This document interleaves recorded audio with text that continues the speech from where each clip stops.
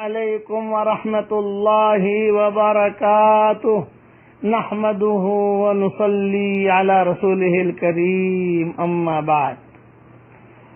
یہ رمضان کے متعلق سبق ہے، بہت دھیان سے سنیے۔ حضور اکرم صلی اللہ علیہ وسلم کا ارشاد نقل کرتے ہیں حضرت عمر رضی اللہ تعالی عنہ کہ رمضان المبارک میں اللہ کو یاد کرنے والا شخص بخشایا ہے اور اللہ سے مانگنے والا نامراد نہیں رہتا۔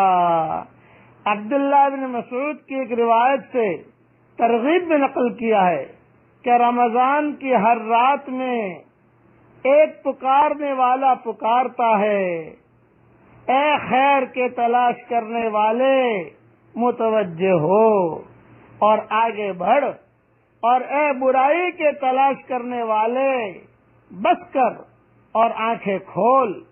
اس کے بعد وہ فرشتہ کہتا ہے، کوئی مغفرت کا چاہنے والا ہے کہ اس کی مغفرت کی جائے، کوئی توبہ کرنے والا ہے کہ اس کی توبہ قبول کی جائے، کوئی دعا کرنے والا ہے کہ اس کی دعا قبول کی جائے، کوئی مانگنے والا ہے کہ اس کا سوال پورا کیا جائے۔ اس سب کے بعد یہ امر بھی نہایت ہی ضرور اور قابل لحاظ ہے کہ دعا کے قبول ہونے کے لیے کچھ شرائط وارد ہوئی ہیں۔ وہ شرائط نہ ہونے سے بسا اوقات دعا قبول نہیں ہوتی۔ ان شرطوں میں سے ایک شرط یہ ہے کہ حرام غذا سے بچا جائے۔ حرام لقمہ پیٹ میں جاتا ہے، اس کی وجہ سے دعا قبول نہیں ہوتی۔ اس کا خاص خیال رکھیے کہ آپ کے پیٹ میں اور آپ کے بچوں کے جوڑوں میں، پیٹوں میں کون سا لقمہ جا رہا ہے۔ حرام غذا اگر جا رہی ہے دعا قبول نہیں ہوتی۔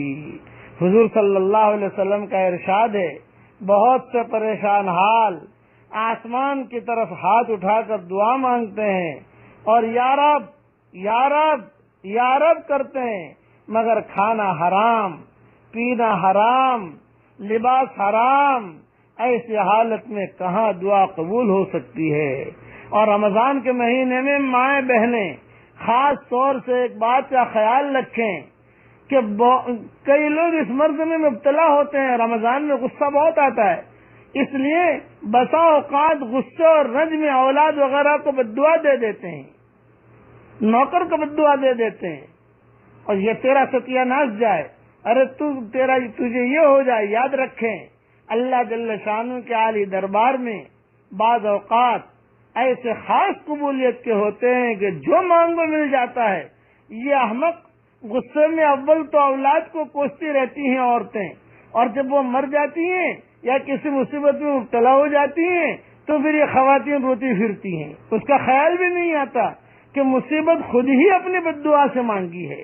اس لیے حضور صلی اللہ علیہ وسلم کا ارشاد ہے، اپنے جانوں اور اولاد کو نیز مال اور خادموں کو بددعا نہ دیا کرو، مبادا اللہ کے کسی ایسے خاص وقت میں واقع ہو جائے جو قبولیت کا ہے۔